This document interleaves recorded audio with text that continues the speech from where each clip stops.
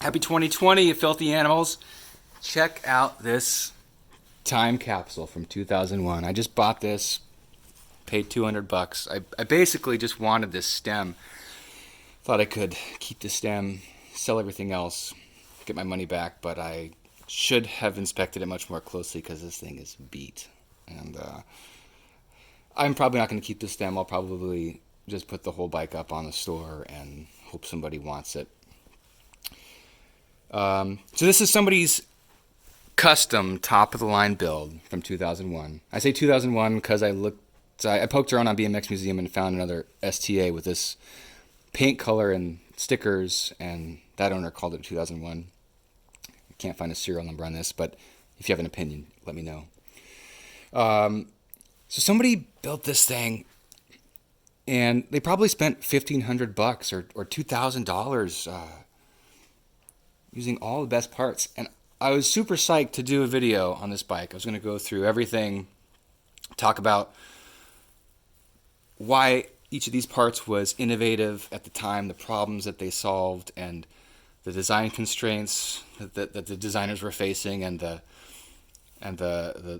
cultural trends and what was in fashion, and of course I ran out of time, which is the theme of these videos. I always get way too ambitious and think I can cover more than is possible in 10 minutes. So I'm not making that video now. I'll do more videos, I guess. But I'm going to laser in on one thing and go deep and hope that I have enough time for it. The subject of this video is not something that I thought that I cared about, but I discovered that I had a lot to say. So here we go. This bike has a gyro. Gyros. In the 1980s, the detangler was a crazy technical innovation. You could spin your bars around without binding up your brake cables. Miraculous. Why wouldn't you have one? Every bike had one. Every BMX bike had a gyro. Until in the mid-late 90s, gyros went out of fashion. The trails style revolution happened. Dirt jumping is all about speed, flow, style. Took the emphasis completely away from tricks, and the gyro became suddenly superfluous and kind of uncool. And even if you weren't a trails rider, which I wasn't, you probably made your bike look like a trails bike. You put on two-piece bars, and you got rid of your front brake, and instead of the gyro, you had just one long straight cable going back to your rear brake. And this was all fashion, peer pressure, conformity. But as a result, there was a collective new understanding that if you weren't doing multiple bar spins and tail whips in a single run, then a straight cable was actually totally adequate. And see, no problem. And way easier to maintain than the complicated gyro setup. So gyros went out around 2000, and 2001, 2002, we had the brakeless revolution. The animal video dropped. We had Edwin and Vinnie Salmon and Vic Ayala riding street in New York City, 4 pegs, brakeless. Made BMX look more like skateboarding. It was totally cool. Everybody watched that video, and everyone took their brakes off. And here we are 20 years later, and brakeless is definitely the dominant trend in BMX. Still, 95% of riders probably are brakeless. Any young kid getting into BMX is going to be brakeless for sure. I was brakeless for probably 15 years, and I only recently put a brake on because I wanted to change it up. And also I noticed that riding around town, I could go way faster if I didn't have to calculate every intersection I ran through. So, and Mike Hoder put a brake back on a few years ago, and I kind of thought that might signal a new post-brakeless revolution, and that has not happened, so we shall see.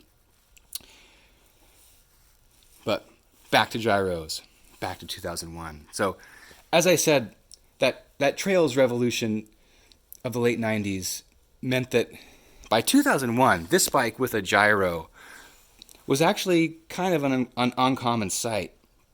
And that trails revolution, I think, is the thing that we credit with changing BMX fashion and causing gyros to go away.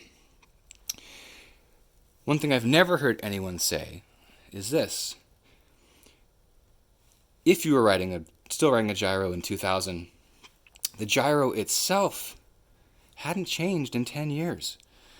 You'd buy these stock length cables, so you'd have one cable leaving the brake lever, it splits down to two, and then two down to another stock cable here on the down tube to this stop, which would then go down to the straddle cable for the U-brake.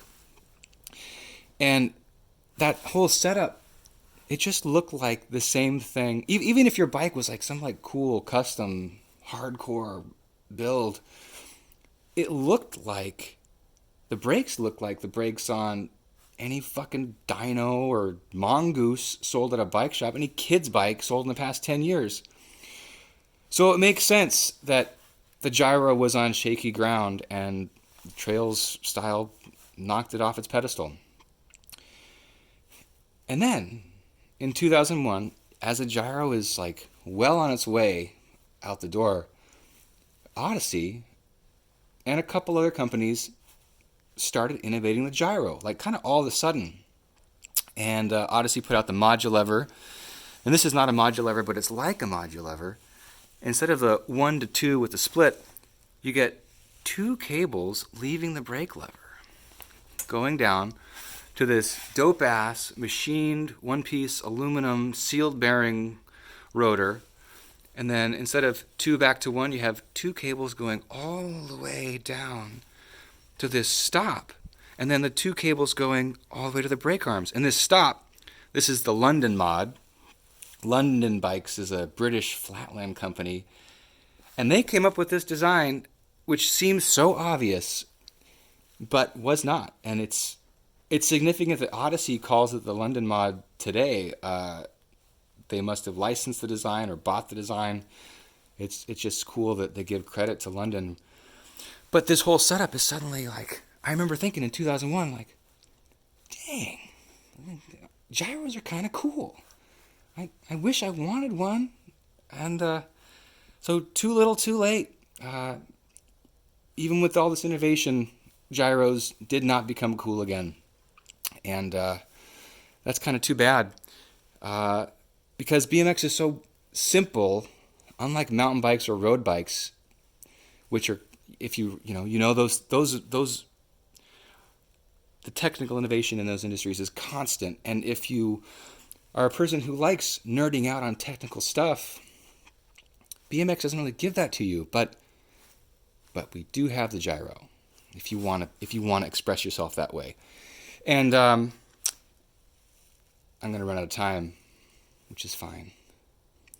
So to wrap this up, I should say Odyssey does still make the gyro, and they still continue to innovate it and refine it constantly, and they're better than ever, and it's cool. And I need to acknowledge that there is, even though gyros are not the mainstream, there is within BMX a subculture of shout out to the front brake brethren. They've got the front brakes, the gyros, doing the tail whips and the bar sprints, riding the ramps, and the technical progression is just crazy. And the funny thing is, that's great. But what's even greater is that within our tiny subculture, there's room for subcultures within the subculture. And the funny thing is, if you don't ride BMX, if you're an outsider looking in, the gyro is so iconic and fundamental to what most people think of BMX. You probably assume that every BMX bike has a gyro, and how funny that is. That couldn't be farther from the truth. Okay, guys. Thank you for watching. Happy New Year. I love you.